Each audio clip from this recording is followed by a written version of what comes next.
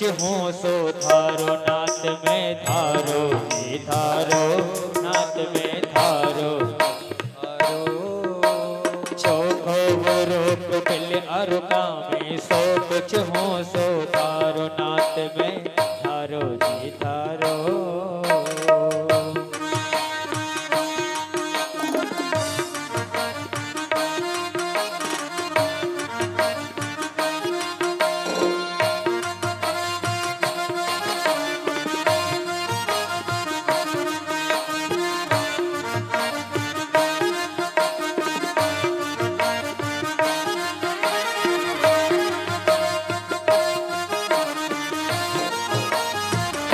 नाथ में थारो जी थारो नाथ में थारो जी थारो चोखो बुरो कुटिल अरुका में सो कुछ हूँ सो थारो नाथ में थारो जी थारो नाथ में थारो जी थारो चोखो बुरो कुटिल और कामी जो कुछ हो थारो हरि बोल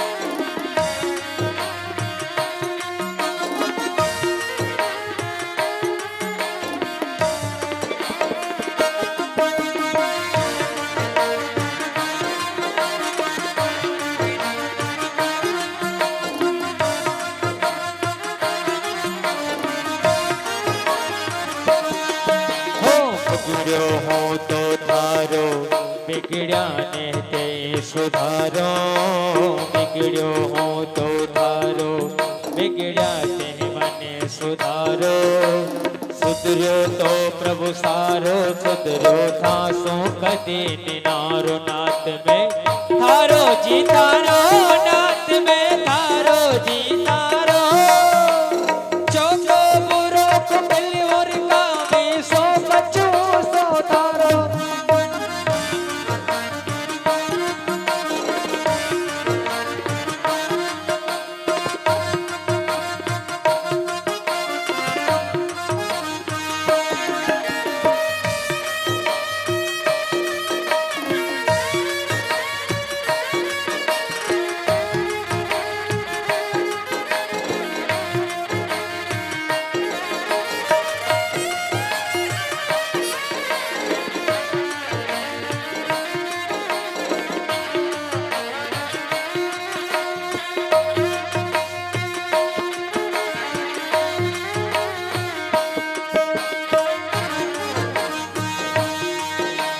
बुरो बुरो में बहुत बुरो हूँ आखिर टाबर थारो बुरो बुरो में बहुत बुरो हो आखिर टाबर धारो हाँ बुरो बुरो में बहुत बुरो हूँ आखिर टाबर थारो बुरो बुरो में बहुत बुरो हो आखिर टाबर धारो हरे पूर्व कहा कर मैं रह जा सोना में बिगड़ से थारो ओ बुरो बुरा कर मेरे जैसे नाम बिगड़ से तारो नाथ में थारो जी थारो नाथ में थारो जी थारो चोखो बुरो कुटिल अरुका में सो बचू सो थारो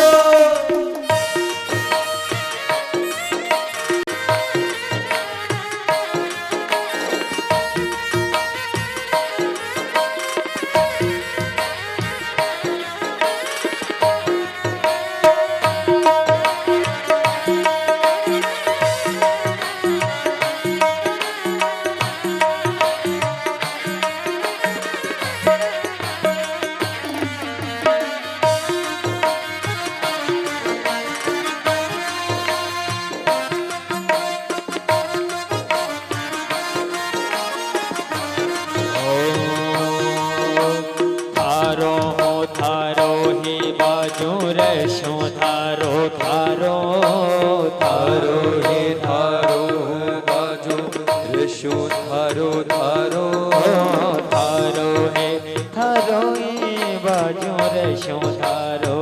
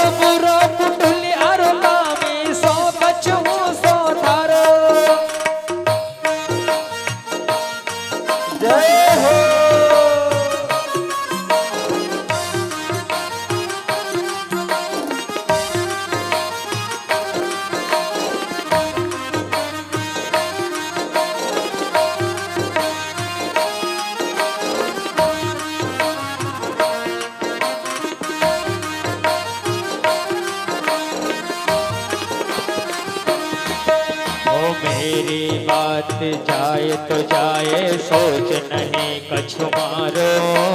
मेरी बात जाए तो जाए, सोच नहीं कछु मारो। मेरी बात जाए नहीं जाए, सोच कछु नहीं मारो। मेरी बात जाए तो जाए, सोच नहीं कछु मारो। मेरो बड़ो सोच छोरागे विरद जात सीधारो।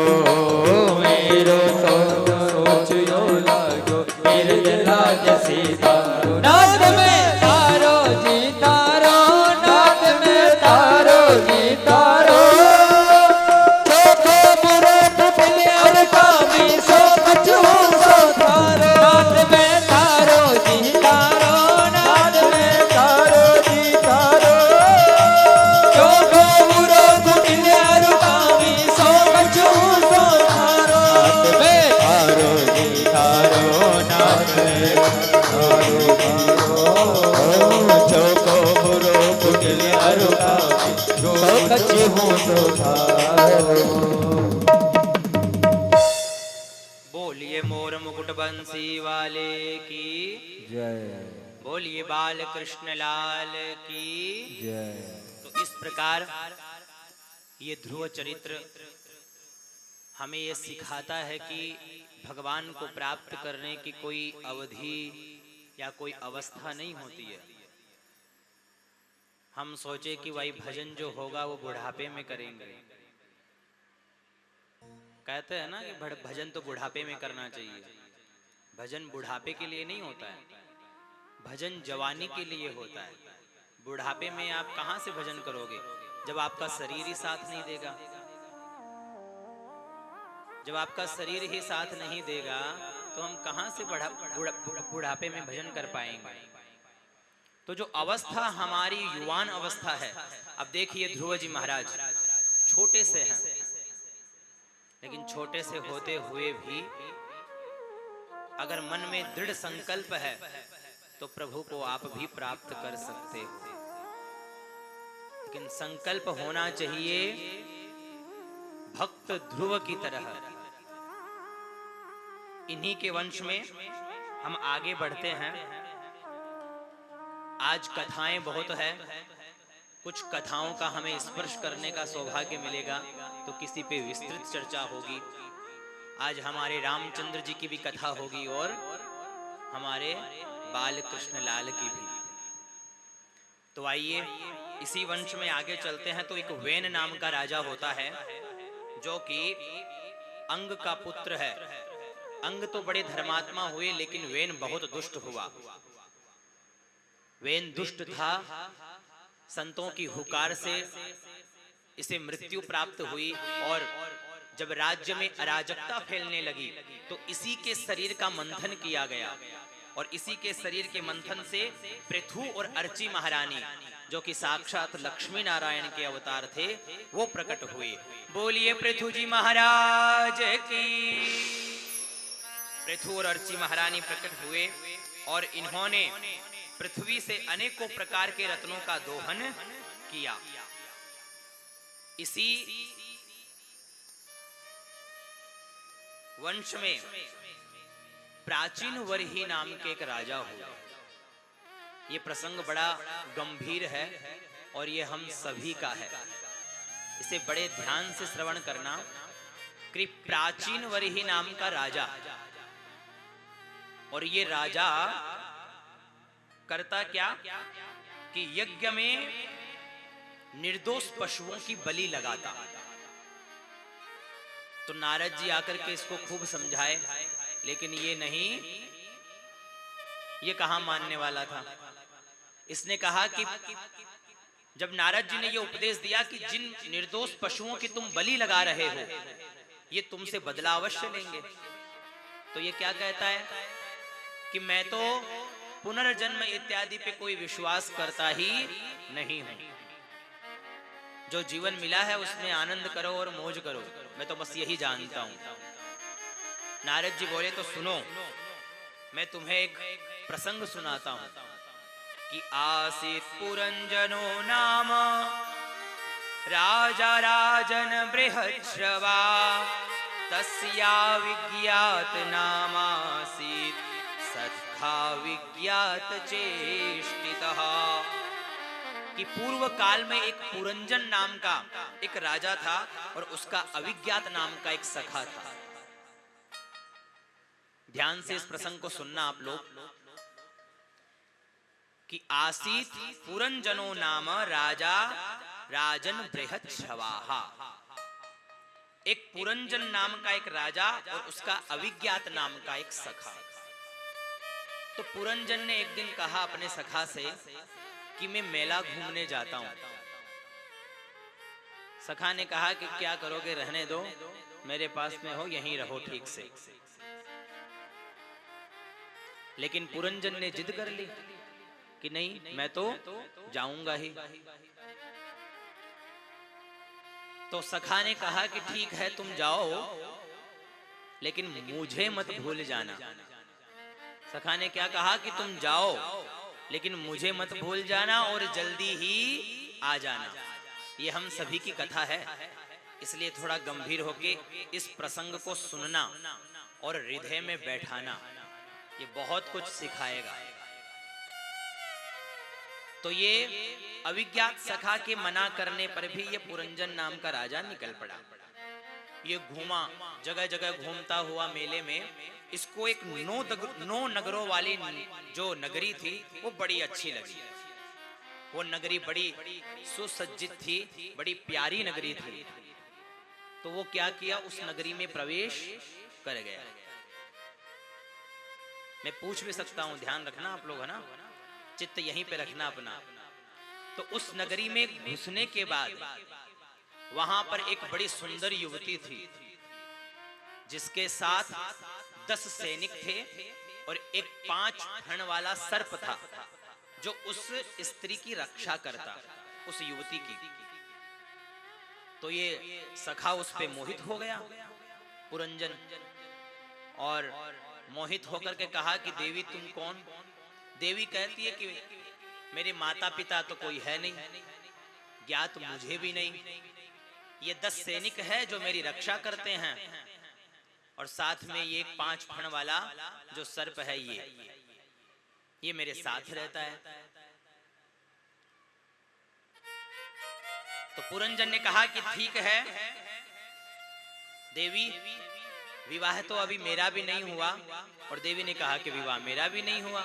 सो दोनों ने विवाह कर लिया। अब पुरंजन और पुरंजनी, जैसे पुरंजनी हंसे वैसे पुरंजन हंसे, पुरंजनी रोए तो पुरंजन रोए, ऐसी दोनों की स्थिति बन गई। धीरे धीरे धीरे अवस्था बढ़ने लगी। एक जरा नाम की बदसूरत सी युवती जो चंडवेग के पास जाकर के कहती है कि मुझसे कोई विवाह नहीं करना चाहता, मैं क्या करूं? तो चंडवेग 720 सैनिक उसे प्रदान करता है और कहता है उनमें आधे 360 काले हैं, 360 गोरे हैं। कहता है कि ये सैनिक और सैनिकाएं ये तुम्हारे साथ रहेगी, तुम्हें जो अच्छा लगे उसी पे तुम अपना अधिकार जमा लो। अब ये जरा नाम की जो युवती थी, इसका मन आ गया पुरंजन के ऊपर। तो 100 पुरंजन को बलात् इसने अपने सैनिकों के सहित खींच लिया। जो 10 सैनिक थे वो कितना इसकी रक्षा करते? भाई वो तो 11 ही थे, 10 सैनिक और एक वो सर्प। यहां थे 720। तो ये कब तक उसकी रक्षा करते? सो रक्षा नहीं कर पाए और ये पुरंजन चिल्लाता हुआ, पता नहीं मेरी पुरंजनी का क्या हो रहा होगा, वो मेरे बिना एक ग्रास ग्रहण नहीं करती है, मेरे बिना कैसे जी रही होगी, उसका क्या हो रहा होगा। तो ये चिंतन करते करते उसकी मृत्यु हो गई। और हमारे शास्त्र कहते हैं कि अंते मति सा गति। जो अंत समय में हमारी मति होती है, उस मति के अनुसार ही हमारी गति भी निर्धारित होती है। यानी अंतिम समय में हमारा मन जिस विषय पर ज्यादा होगा, वैसी ही हमारा उसी कर्म के अनुसार अगला जन्म भी हमारा निर्धारित हो जाता है। जो अपने जीवन पर्यंत भगवान का भजन करता है तो भगवान प्राप्त हो जाते हैं। जो तू मैं करता है तो तू मैं ही अगले जन्म में उसको मिलता है। ये पुरंजनी में इसका चित्त चिपका हुआ था, तो अगला जन्म भी इसका किसका हुआ? एक युवती का हुआ। और एक राजा से इसका विवाह हुआ। राजा युद्ध में हार गए और ये भी सती होने चली। इधर जो सखा था,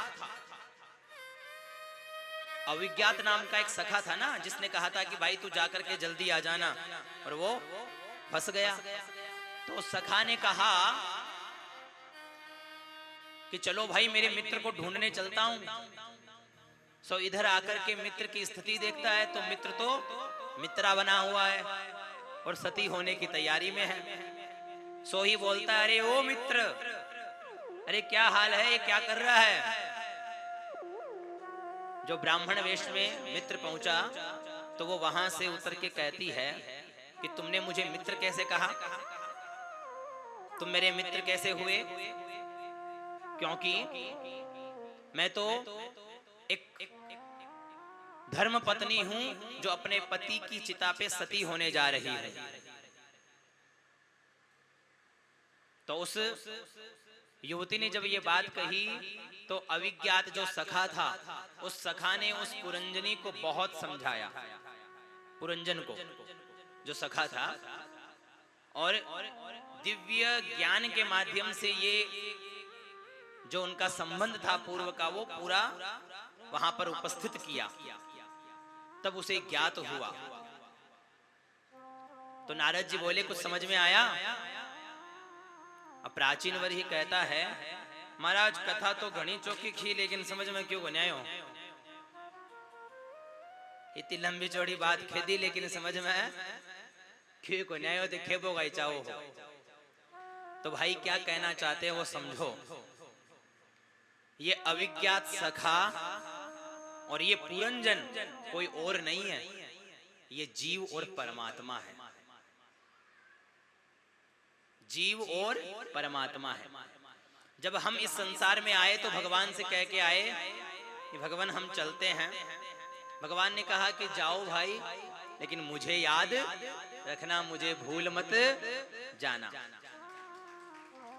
हम अनेकों योनियों में भटके और अनेकों योनियों में भटकते हुए हमें ये 9 द्वार वाली ये मानव नगरी बड़ी प्यारी लगी। ये 9 द्वार की है, 2 आंख, 2 नाक, मुख, कान और गुदा के जो स्थान है। तो इसमें 9 द्वारों वाली ये नगरी। और सुंदर सा कौन लगा? सुंदर जो लगा वो लगा ये मुख, जिसमें बढ़िया से दांत लगे हुए हैं, मानो कि बड़ा सुंदर इसको सजाया हुआ है। तो ये जीव इसमें आ गया। अब जीव इसमें आ गया तो आते ही जीव की सबसे पहले सगाई किससे होती है? बुद्धि से। ये बुद्धि जैसे कहती है वैसे ही जीव, बुद्धि कहीं बोलो हंसो तो हंसने लगे, बुद्धि कहीं परेशान हो रहे हो चलो चलते हैं घर पे तो चल दिया। और जो साथ में 10 सैनिक है वो क्या है? 5 ज्ञानेंद्रियां और 5 कर्मेंद्रियां। जो 5 फण वाला सर्प है वो क्या है? वही हमारे 5 प्राण हैं। हम इस शरीर को पाकर के, यानी हमारा इसमें विवाह हो गया, बढ़िया चल रहा है। अब आप पूछोगे कि वो जरा नाम की वो कौन थी? तो भाई चलते चलते वो जरा नाम की कोई और नहीं, बुढ़ापा था। उस बुढ़ापे ने हम पे कब आक्रमण कर लिया हमें पता ही नहीं चला। 360 सैनिक काले और 360 सैनिक गोरे गोरे तो हो गए दिन और काली हो गई रात। ये 360 सैनिक ये कब पार होते गए, रात दिन, और हम पुरंजनी में चिपके रह गए, यानी हमारी बुद्धि में चिपके रह गए।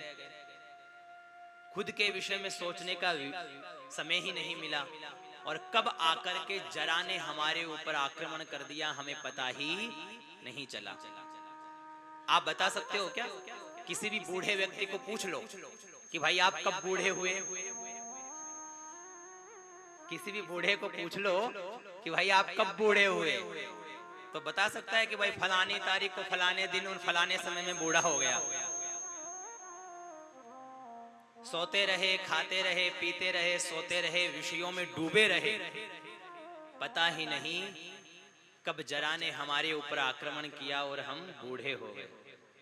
अब चिल्ला रहे हैं मेरी पुरंजनी, मेरी पुरंजनी। सो ही उसी मति में हम मर गए, क्योंकि हमने अपनी पुरंजनी में ही हमने अपने चित्त को लगाए रखा। तो बुद्धि जैसे कही वैसे ही करते रहे ना, तो अंते मति सागति। अब जो अविज्ञात सखा था, अगले जन्म में जब वो सती होने जा रही थी, तब वो अविज्ञात सखा ही, यानी भगवान कोई ब्राह्मण स्वरूप में, कोई गुरु स्वरूप में आकर के उस जीव को जगाता है। अरे भाई कहां भटक रहा है, तो क्या वादा करके आया था और कहां भटक रहा है? तो वो आकर के जगाता है कि जग भाई। तब जीव जगता है कि हाँ, हम आए तो थे खेलने के लिए, भ्रमण करने के लिए, और हम यहीं फंस गए। तो इतना दिव्य उपदेश जब प्राचीन वरही को प्राप्त हुआ, तो उसने निर्दोष पशुओं की बलि लगाना उसने बंद कर दिया। तो इस प्रसंग से हमें यह श्रवण करने को मिलता है कि ये मानव नगरी में हम प्रवेश तो कर चुके हैं, लेकिन ये कब इस मानव नगरी से समय व्यतीत होता चला जाएगा हमें पता भी नहीं चलेगा। आज हम अनेकों अवस्था के व्यक्ति बैठे हुए हैं, कोई 20 वर्ष, कोई 30 वर्ष, कोई 40 वर्ष, कोई 60 वर्ष, कोई 70 वर्ष के, लेकिन विचार करिए कि हमने कितना वर्ष व्यतीत कर दिया। किसी के 20 वर्ष, किसी के 40, तो किसी के 60 व्यतीत हो चुके हैं। और आप पीछे का लेखा जोखा खुद से लीजिए कि मैंने पीछे के 20 वर्ष में, 40 में, 60 में मैंने क्या किया है,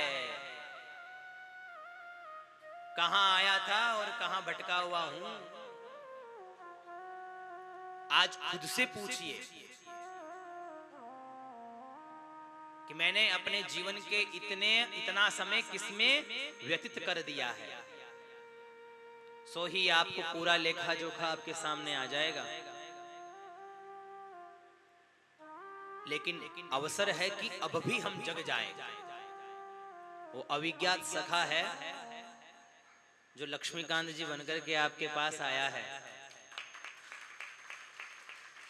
और अब हम आपको जगा रहे हैं कि भाई अब तो जग जाओ, आपको एक वहां भी जाना है। क्या वादा करके आए थे आप मुझसे कि हम थोड़ा घूम फिर के आते? मैंने यही कहा कि घूम फिर के आ जाओ, तो कहां भटकते हुए डोल रहे हो? फिर मैं ही परेशान होके मुझे नंद महल में आना पड़ा कि चलो भाई वहां जाकर के सबको जगाता हूं मैं, सबके सब सोए पड़े हैं। तो अब जग जाना है, और हमारे हाथों में अब जो समय है उस समय का अच्छा सदुपयोग करना है। हमारी नित्य चर्याओं के साथ में प्रतिक्षण भगवान का स्मरण रखना है, प्रतिक्षण भगवान का चिंतन करते रहना है, और प्रभु से यही प्रार्थना करनी है कि बस इसी देह से प्रभु मैं आपको प्राप्त कर लूं। यही भाव हमारे बने रहे। इधर उत्तानपाद के वंश का श्रवण हमने किया। इसके बाद प्रियव्रत जी का जो चरित्र है वो प्रारंभ होता है। मनु जी के 5 संतानें थी। मैं बार बार बता रहा हूं आकुति, देवहूति और प्रसूति, और 2 पुत्र प्रियव्रत और उत्तानपाद। उत्तानपाद का पूरा वंश समाप्त हो गया। प्राचीन वर्ही का भी कल्याण हो गया नारद जी की प्रेरणा से।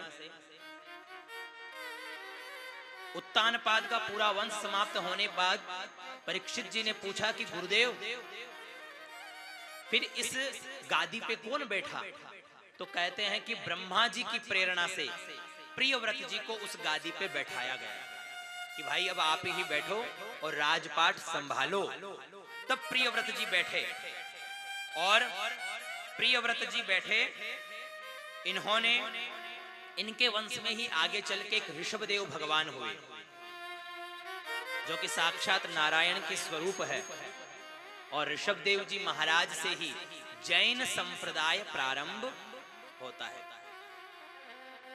जैनियों का जो संप्रदाय है वो यहीं से प्रारंभ है, यानी हम में ही है, वो भी अलग नहीं है।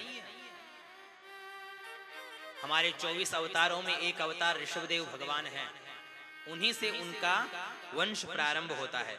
तो बोलिए ऋषभदेव भगवान की। इन्हीं ऋषभदेव जी के सबसे बड़े पुत्र का नाम भरत। इन्हीं वंश में, इसी भरत के नाम से जिस वर्ष में हम रह रहे हैं, पहले इसका नाम था अजनाभ वर्ष, फिर इस इन्हीं राजा के नाम से इसका नाम निकला भारतवर्ष। ये वो भरत जी है जिनके नाम से इस देश का नाम भारत पड़ा। बोलिए भारत माता की। यही भरत जी राजपाट सब छोड़ करके गंडकी नदी में जाकर के उसके तट पे रहना प्रारंभ करते हैं, और एक मृग की तृष्णा में अपने जीवन को इस प्रकार से व्यतीत करते हैं कि सारा किया हुआ तप उनका नष्ट हो जाता है, और हिरण में चित्त इस प्रकार से चिपक जाता है कि अगला जन्म भी उनका हिरण का होता है। ठीक उस जन्म में उन्हें सब कुछ ज्ञात होता है कि मेरा पूर्व जन्म किस प्रकार का रहा। अगला जन्म इनका जड़ भरत के रूप में होता है, और इस जड़ भरत के रूप में इनका संवाद होता है रहुगण से।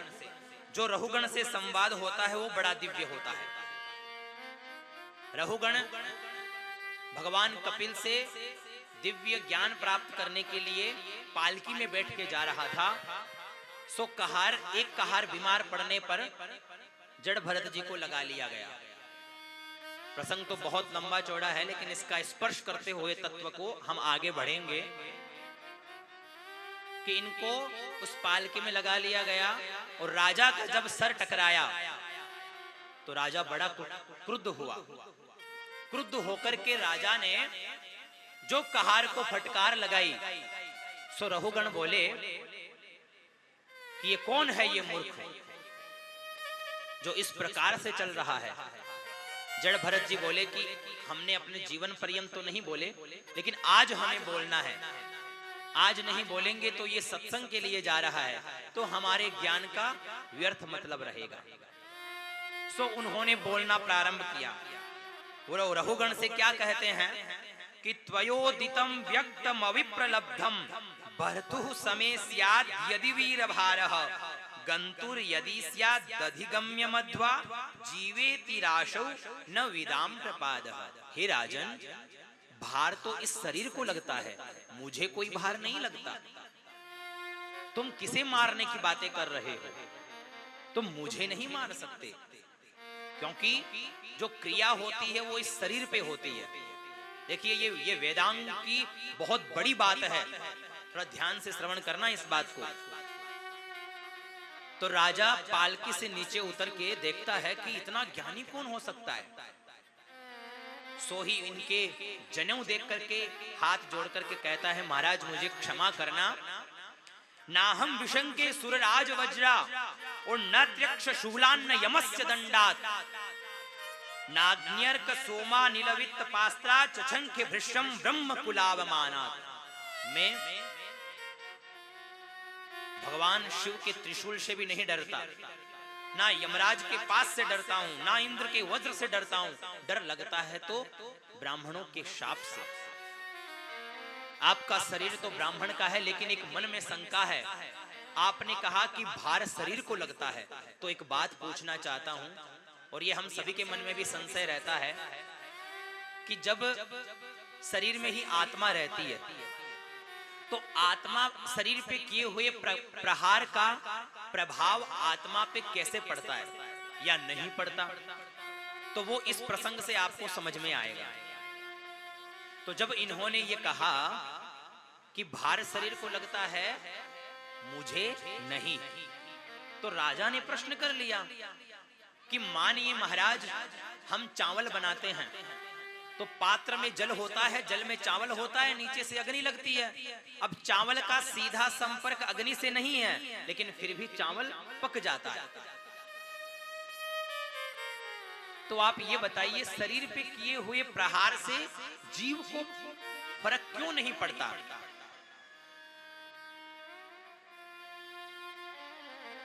जब रहुगण ने यह प्रश्न किया तो जड़ भरत जी कहते हैं कि तुम हो तो बड़े विद्वान, लेकिन तुम हो बड़े मूर्ख। अरे उस चावल की जगह पत्थर डाल दो, क्योंकि शास्त्र में यह कहा गया है कि आत्मा को ना कोई गला सकता है, ना कोई जला सकता है, ना कोई सुखा सकता है, उसका कुछ भी कोई नहीं बिगाड़ सकता। आत्मा जैसी है वैसी की वैसी रहती है। नैनम छिंदन्ति शस्त्राणि नैनम दहति पावक न चैनम क्लेदयन्ति आपो न शोषयति मारुत। तो राजन, ये आत्मा भी उसी प्रकार से है।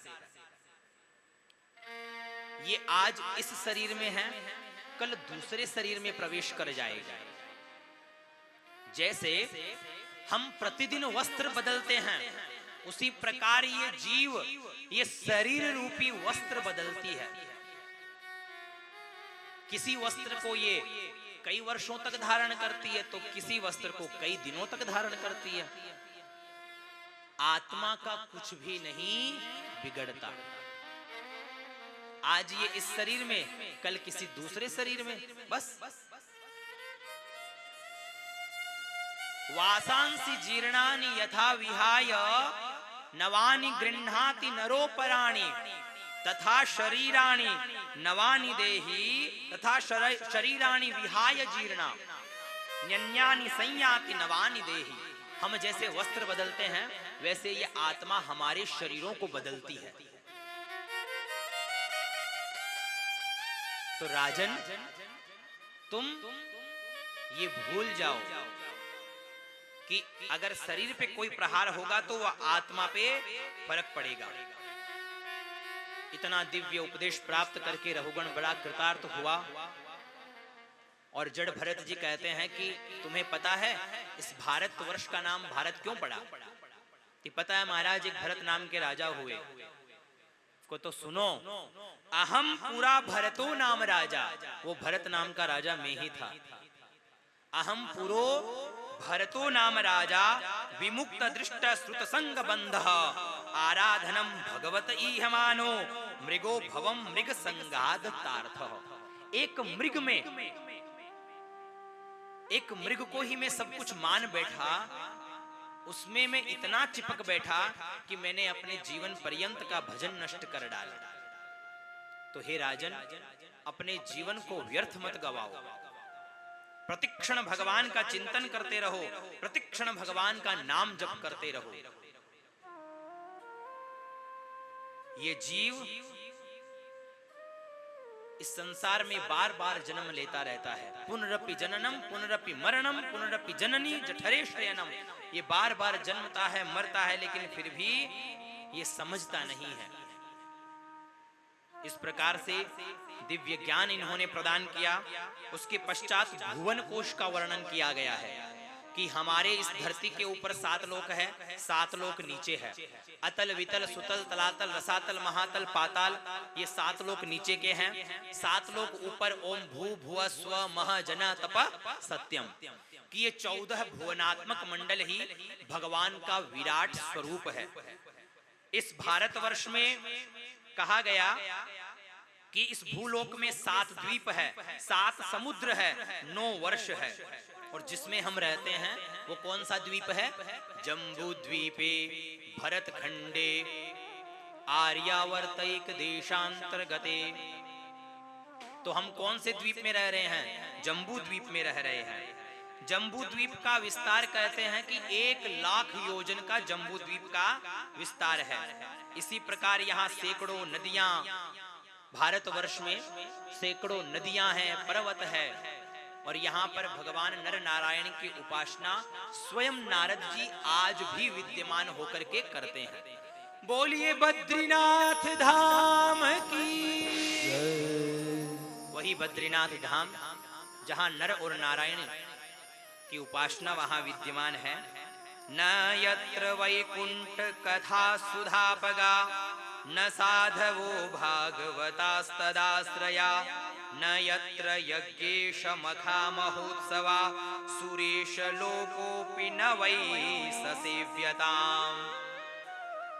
इस प्रकार से लोकालोक पर्वतों का वर्णन करते हुए जब आगे बढ़े तो परीक्षित ने प्रश्न किया कि ये नरक कहाँ है? तो बताया गया कि इस त्रिलोकी के भीतर ही स्थित यह नरक विद्यमान है, जो कि दक्षिण दिशा की ओर है। नरका नाम भगवन किम देश विशेषा अथवा बहिस्त्री लोक्या अहो स्वी दंतराल इति। कहते हैं कि 28 प्रकार के नरक है। हम जिस प्रकार के पाप करते हैं उस प्रकार के पापों के अनुसार हमें अलग अलग प्रकार के नरक मिलते हैं। किसी के धन का हरण करते हो, किसी की स्त्री का हरण करते हो, तो उसके लिए एक अलग प्रकार का नरक है, जिसमें तपते हुए धातु के ऊपर आपको पटक दिया जाता है। ऐसे ऐसे नरक है, गरम गरम कढ़ाई से आपको पकाया जाता है। जब हम मर जाते हैं तो मरने के बाद इसको एक भोग शरीर प्रदान किया जाता है, जिससे यमराज हमें दंडित करता है। हमने अच्छे कर्म किए तो हम अच्छे देवताओं की तरफ बढ़ जाते हैं, गलत कर्म किए तो नरकों की तरफ बढ़ते हैं। तो हमारे जो गलत कर्म हैं उन कर्मों के अनुसार अलग अलग प्रकार के नरक है। जब इनकी व्याख्या की गई कि इस प्रकार से दंडित किया जाता है, तो परीक्षित जी कहते हैं कि नरकों से बचने का उपाय क्या है? तब शुकदेव भगवान कहते हैं कि राजन, पहला उपाय तो यही है कि आज से मन में ये विचार कर ले कि मैं अपने जीवन पर्यंत कभी भी पाप नहीं करूंगा। दूसरा, किए हुए पापों का प्रायश्चित कर ले। प्रायश्चित कैसे होगा? तब शुकदेव भगवान कहते हैं कि सकृन्मना कृष्ण पदारविंदयो निवेशितं तद गुणरागियैरिह नातीयमं पाशभृतश्च तद्भटान् स्वप्नेऽपि पश्यन्ति हि चीर्ण निष्कृता। कि सर्वतो भावेन भगवान को समर्पित हो जाओ। पहला तो ये विचार कि आज के बाद हम किसी भी प्रकार का पाप नहीं करेंगे। दूसरा कि आज से हम ठाकुर जी को पूर्ण समर्पित हो जाओ और प्रतिक्षण भगवान के नाम का जप करते रहो। अब आप सभी लोग सोचते होंगे कि ये व्यास जी महाराज बार बार कहते हैं नाम जप करो, नाम जप करो, नाम जप करो। क्या होता है नाम जप से? तो यहाँ शुकदेव भगवान उस विषय का समाधान करते हैं और क्या कहते हैं? एक बहुत ही दिव्य प्रसंग है, ध्यान से श्रवण करना। क्या कहते हैं कि हे राजन, इस विषय में मैं तुम्हें एक इतिहास सुनाता हूं। क्या है इतिहास? कि कान्यकुब्जे द्विजः कश्चित् दासीपति रजामिलः नाम्ना नष्ट सदाचारो दास्यः संसर्ग दूषितः। एक सदाचारी ब्राह्मण जिसका नाम था अजामिल। अजामिल के विषय में आप लोगों ने श्रवण किया है। लेकिन एक वैश्या के चक्कर में फंस करके अपने जीवन पर्यंत का सत्संग नष्ट कर देता है, भजन नष्ट कर देता है और इतना पापाचरण करता है। लेकिन पूर्व के प्रारब्ध के अनुसार समझ लो या एक संत की प्रेरणा से उसके सबसे छोटे बच्चे का नाम नारायण रख दिया जाता है। अब ये सबसे छोटे बच्चे को हम लोग क्या करते हैं, सबसे ज्यादा स्नेह करते हैं। तो ये अजामिल प्रतिक्षण नारायण नारायण, अरे नारायण इधर आओ, अरे नारायण इधर आओ, नारायण जा जल ले आ, नारायण जा ये कर ले। तो प्रतिक्षण ना चाहते हुए भी नाम जप हो रहा है। देखो नाम जप की कितनी महिमा है, सुनना ध्यान से। इसका अंतिम समय आया, यम के दूत इसे दिखे। यम के दूत जो इसे दिखाए तो ये जोर से चिल्लाया, अरे नारायण मुझे बचाओ, अरे नारायण मुझे बचाओ। तो ये नारायण तो सुने नहीं, लेकिन वो नारायण सुन लिए। सो ही भगवान के पार्षद तुरंत खड़े हो गए और यम के दूतों को भगा दिया। और ये सारा दृश्य अजामिल देख रहा है। यम के दूतों को भगा दिया गया और यम के दूतों में और उनमें संवाद है। यम के दूत कहते हैं कि महाराज आप कहां आए हो?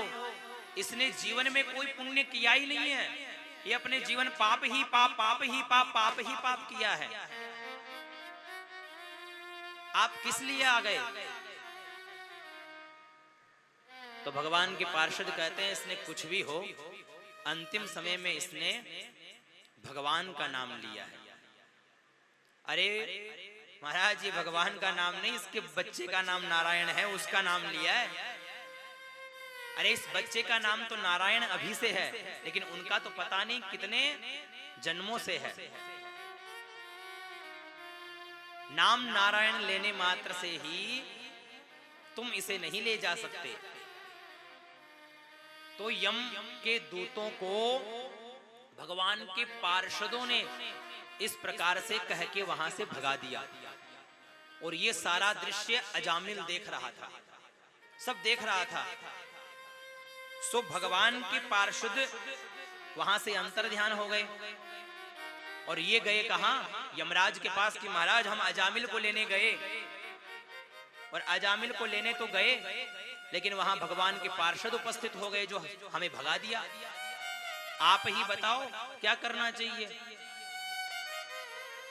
तो वो कहते हैं कि जो धर्म को जानने वाले हैं वो केवल 12 लोग हैं। स्वयंभुर नारद शंभु कुमार कपिलो मनुहु प्रहलादो जनको भीष्मो बलिर्वैयास किरवयम द्वादशैते विजानी में धर्मम भागवतम भटा। केवल ये 12 लोग ही धर्म के विषय में कुछ जानते हैं। उसमें एक मैं भी हूं, यमराज कहता है। तो यमराज क्या कहता है कि जो भी अंतिम समय में भगवान का नाम ले ले तुम उसे कभी भी लेकर के मत आया करो। तो उन्होंने कहा कि यम के दूतों ने कि उन्होंने भगवान का नाम नहीं लिया था, उसका सबसे छोटे बच्चे का नाम नारायण है, उसका नाम लिया था। तो यमराज कहते हैं चाहे बच्चे का ही नाम लिया हो, लेकिन नाम तो भगवान का लिया ना। तो इतना प्रताप है भगवान के नाम को लेने में। और आज देखो हमारी कितनी बुद्धि भ्रष्ट हो गई।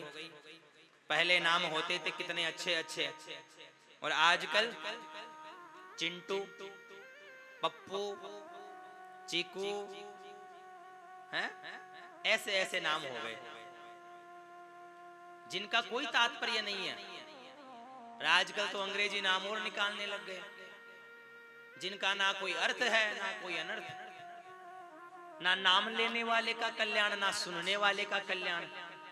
पहले नाम होते थे सीताराम, राधे श्याम, हैं ऐसे भगवान के नामों पर नाम होते थे।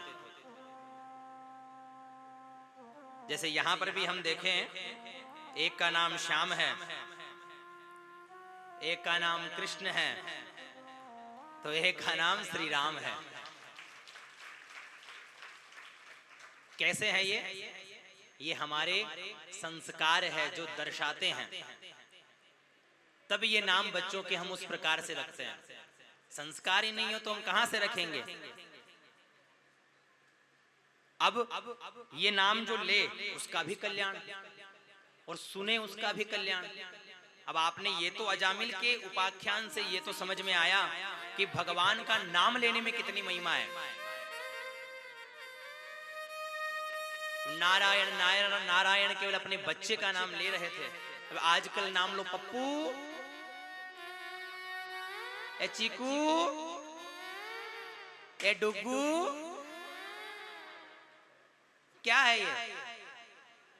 ना तो सुनने वाले का कोई कल्याण, ना कहने वाले का कोई कल्याण। नाम हो वही अच्छे अच्छे, नाम हो लक्ष्मीकांत है जो साक्षात लक्ष्मी के पति हो, ठीक है। तो नाम तो भगवान के ऊपर होने चाहिए, लेने वाले का भी कल्याण हो। अब कोई कहे भाई कौन से महाराज आए, कि लक्ष्मीकांत जी महाराज आए, तो सुनते हो तो भी अच्छा लगता है। अब कोई कहे कि भाई कौन से महाराज, को भाई चीकू महाराज आए, ये कौन से महाराज हो गए, समझ रहे हो। तो नाम की भी अपार महिमा हमारे शास्त्रों में है।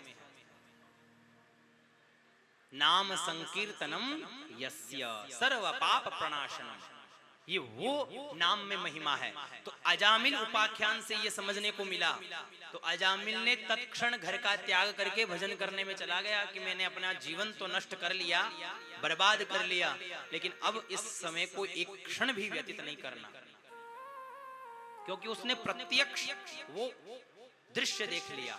और प्रत्यक्ष दृश्य भी उसका जो पूर्व प्रारब्ध में उसने जो गायत्री जप किया, जो भजन किया, जो संध्या किया, उसके प्रताप से उसको वो प्रसंग देखने का सौभाग्य मिला।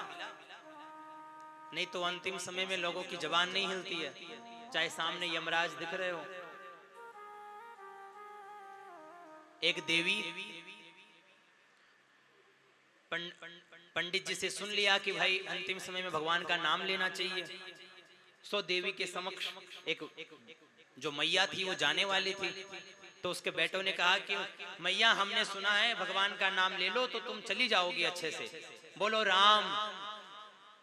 मैया बोले मुंह से ना लियो जा रहो, मुंह से ना लियो जा रहो। अरे मैया बोल तो सही। तो पीछे से एक समझदार इंसान था, वो सोचा कि चलो मैं बुलवाता हूँ कि कैसे भी हो नाम तो लेगी भगवान का। तो गया और बोला क्या कि मैया तो क्या तेरे से क्या नहीं बोला जा रहा। अब वो ऐसे पूछा तो सोचा कि ये बताएगी कि भाई मुझसे राम नहीं बोला जा रहा, श्याम नहीं बोला जा रहा, तो कैसे तो नाम लेगी तो कल्याण हो जाएगा। लेकिन वो क्या बोली, बस जो तू बुलाना चाह रहा है वही नहीं बोला जा रहा, जो तू बुलाना चाहता है वही मुझसे नहीं बोला जा रहा। तो भगवान का नाम लेना भी हर किसी के सामर्थ्य में नहीं है। भगवान का नाम भी प्रारब्ध से ही हम ले सकते हैं। तो जितना हो उतना भगवान के नाम की महिमा हमारे शास्त्रों ने इस प्रकार से गाई है। आगे दक्ष चरित्र का वर्णन किया गया। ये दक्ष वही जिसके बकरे का सर लग गया, ठीक है। आपने कथा श्रवण की थी कल, और ब्रह्मा जी की प्रेरणा से ये प्रचेताओं का पुत्र बनकर के आया है। इसके जब 60 कन्याएं होती है तो इसकी 60 कन्याएं, 10 कन्या धर्म को, 13 कन्याएं कश्यप को, 27 चंद्रमा को, 2 भूतों को, 2 अंगिरा को, 2 कृशाश्व को, 4 तारछी को, इस प्रकार से दे दी जाती है। आगे प्रसंग आता है कि बृहस्पति जी एक दिन देवताओं का त्याग कर देते हैं। त्याग क्यों करते हैं? गुरु का अपमान हो रहा हो तो गुरु अपने शिष्य का त्याग कर देते हैं। तो बृहस्पति जी ने देखा कि हम पहुंचे हैं और देवता खड़े नहीं हुए हमारे स्वागत के लिए, सो ही गुरु के मन में हुआ और गुरु ने त्याग कर दिया। देवताओं ने इधर विश्व रूप को गुरु बनाया जो कि त्वष्टा ऋषि के पुत्र थे। विश्वरूप को गुरु बनाया तो विश्वरूप ने नारायण कवच का उपदेश दिया। ये वो नारायण कवच है जो भागवत के अंतर्गत है, जिसे धारण करने से किसी भी प्रकार की आपदा विपदा अकाल मृत्यु व्यक्ति की नहीं होती। कैसे भी घोर संकट में हो तो इस नारायण कवच को प्रतिदिन धारण करना चाहिए। इंद्र को मालूम चला कि ये विश्वरूप दैत्यों का मामा भी है और ये दैत्यों को आहुति लगाता है, सो ही उसने उसकी हत्या कर दी। हत्या कर दी तो ब्रह्म हत्या लगी और इस ब्रह्म हत्या को 4 भागों में बांटा गया, जल, वृक्ष, पृथ्वी और स्त्री में। इन 4 भागों में इंद्र ने ब्रह्म हत्या को बांट दिया। जल के अंदर जो फेन होता है वो इंद्र की दी हुई ब्रह्म हत्या। वृक्ष में जो गोंद निकलती है वो इंद्र की दी हुई ब्रह्म हत्या। और पृथ्वी में जो बंजर भूमि है वो इंद्र की दी हुई ब्रह्म हत्या। और स्त्रियों में जो मासिक धर्म है वो इंद्र की दी हुई ब्रह्म हत्या है। लेकिन इंद्र ने इन सबको वरदान भी दिया। ऐसे ही स्त्रियों को भी वरदान मिला हुआ है कि भाई संसार में आपको कोई आपका पार नहीं पा सकता। ऐसे ही त्वष्टा ऋषि जब क्रुद्ध हुए कि मेरे बेटे की हत्या कर दी गई तो इन्होंने एक अभिचार यज्ञ किया और वृत्रासुर नाम के दैत्य को प्रकट किया। एक मंत्र में त्रुटि होने से कि इंद्र को मारने वाले की जगह इंद्र से मरने वाला दैत्य प्रकट हो गया, लेकिन यह दैत्य बड़ा भयंकर दैत्य था।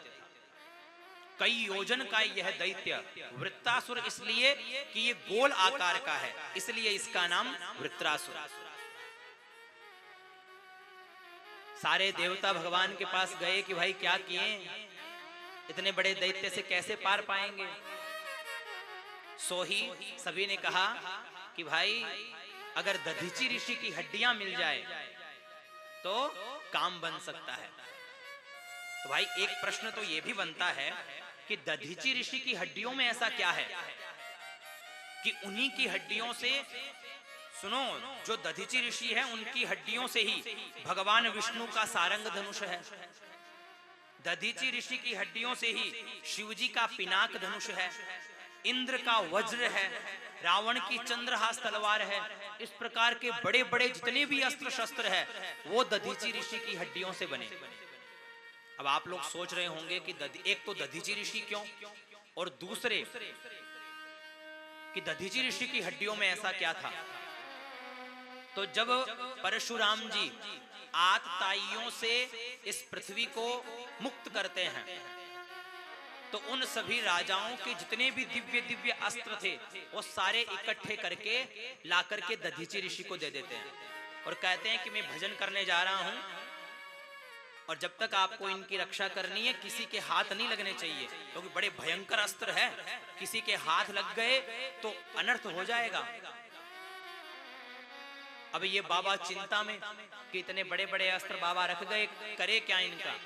सो सबको पीस करके दधीचि ऋषि पी गए और उनकी हड्डियां वज्र के समान मजबूत हो गई।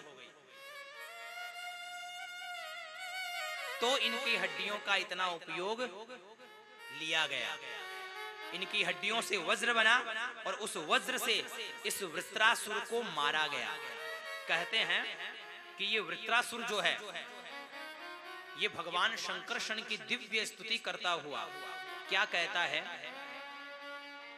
अहम हरे तव पादैक मूल दासानुदासो भवितास्मि भूयः मनः स्मरेता सुपतिर्गुणास्ते गृणीत वाक्कर्म करोतु कायः।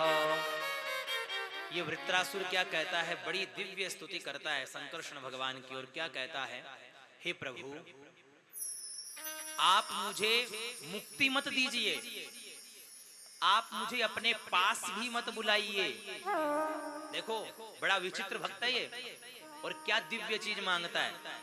कहता है कि दासानुदासो भवितास्मि भूयः, मैं आपका जो दास है उस दास का भी दास बन के रहूं बस। क्यों भाई, ये इतना बुद्धिमान कैसे है? इसने ये क्या चीज मांगी है कि मैं आपके दासों का भी दास बन के रहूं? इसने वो मांग लिया जो कोई और नहीं मांग सकते।